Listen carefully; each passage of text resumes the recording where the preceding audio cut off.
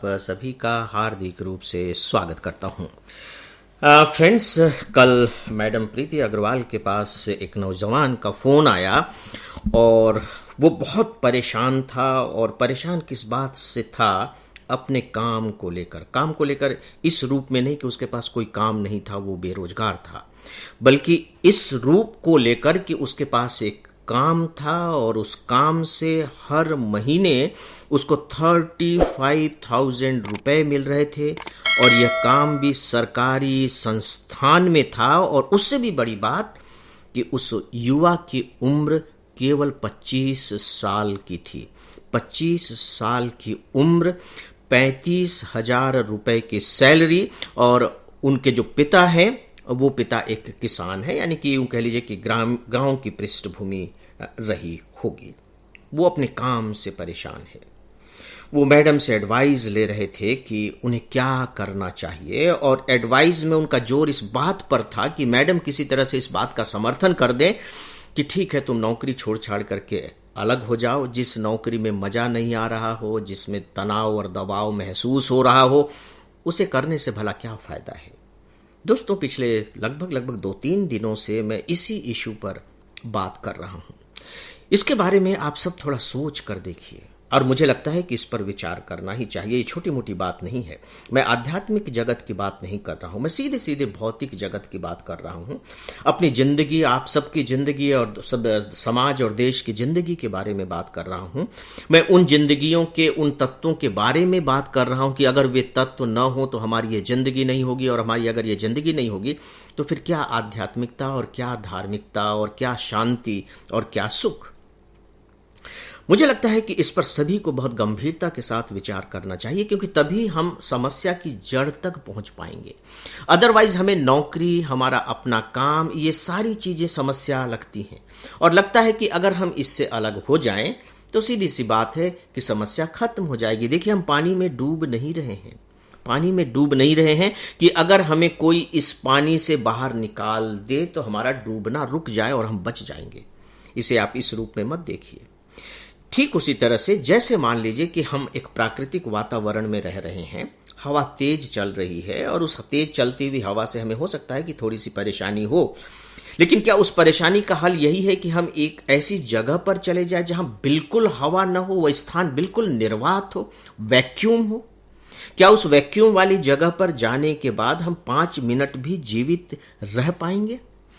तो मुझे लगता है कि जो हम काम कर रहे हैं, जो हमारा पोषण कर रहा है, उसके प्रति हम कैसे इतना अव्यवहारिक नजरिया लेकर के चलते हैं।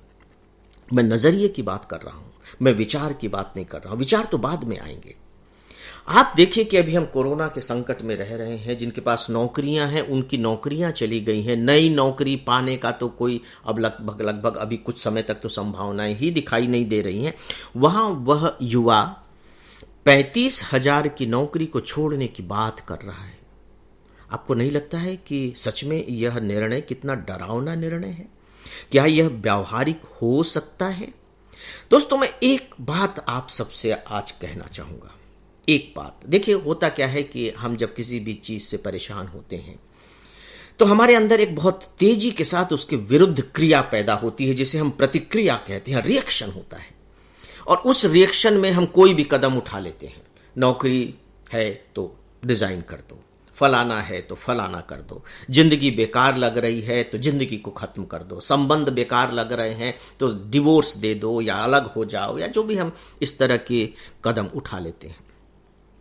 लेकिन मुझे लगता है कि खासकर जिस मामले पर मैं बात कर रहा हूं, इसे थोड़ी देर के लिए इस तरह से सोच कर देखिए कि मेरे पास एक नौकरी है या मेरा अपना व्यापार है, जो कुछ भी है, जिससे मेरा अपना खर्च चल रहा है, या यूं कह लीजिए मेरे परिवार वालों का भी खर्च चल रहा है। कुछ समय के लिए इत्मीनान के साथ बैठकर आप अपने इस काम से अलग हो जाइए कि आपने नौकरी छोड़ दी है, घर से जाना बंद कर दिया है। नौकरी के लिए जो जाते थे, अब वो आप किसी से मिलजुल नहीं रहे हैं, आप घर में ही हैं और इस चिंता में घुले जा रहे हैं कि कोई नौकरी मिल जाए, कोई काम मिल जाए। सैलरी आनी बंद हो गई है, पैसा नहीं है। अब क्या होगा? अब जो जीवन का स्वरूप होगा, उस स्वरूप के बारे में थोड़ी देर सोच कर देखिए। क्या सच में वो इत्मीनान का स्वरूप होगा? क्या सच में आप बड़ी शांति के साथ उस समय रह पाएंगे इन सबको छोड़ छाड़ करके?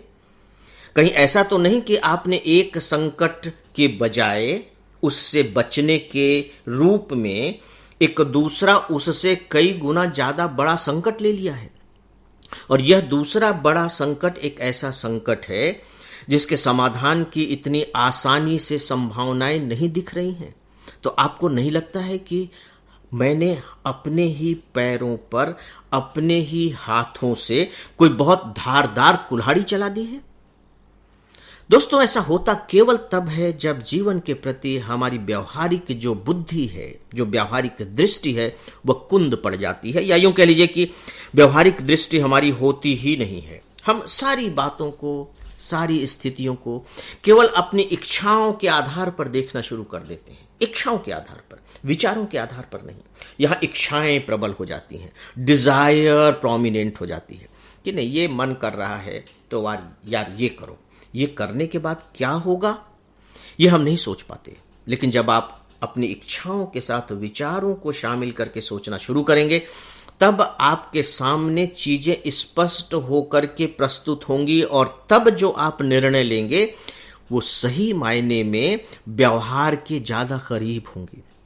मैं ये नहीं कह रहा हूं कि वो एकदम व्यवहारिक निर्णय होंगे, कोई भी 100% व्यवहारिक निर्णय नहीं ले सकता है, लेकिन फिर भी हमारे जो निर्णय हैं वो कितने प्रैक्टिकल हैं, ये जिंदगी में बहुत ज्यादा मायने रखते हैं।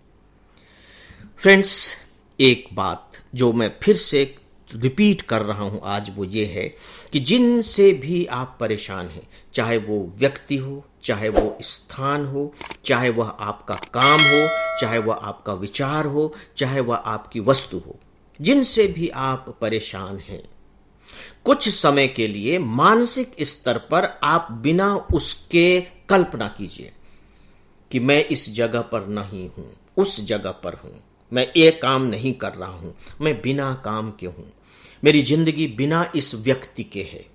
कीजिए और व्यवहारिक स्तर पर सोच करके देखिएगा। ऐसा नहीं कि हमने अपनी कल्पना में एक चीज बना ली है कि अरे मैं वहां पहुंच जाऊंगा तो ऐसा करूंगा वैसा करूंगा। नहीं, वो भी व्यवहारिक स्तर पर होने चाहिए, और मुझे लगता है इतनी व्यवहारिक समझ तो ऑलमोस्ट सभी में होती है।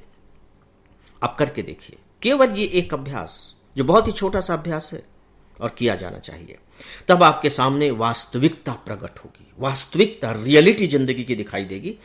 और मुझे लगता है कि तब आपको पहली बार लगेगा कि नहीं यार, मुझे अपने काम के बारे में ऐसा न सोचकर ऐसा सोचना चाहिए। और अब जो लगेगा, मान करके चलिए कि वह आपकी जिंदगी को बेहतर बना देगा। मैं बहुत छोटे से अभ्यास की बात कह रहा हूं।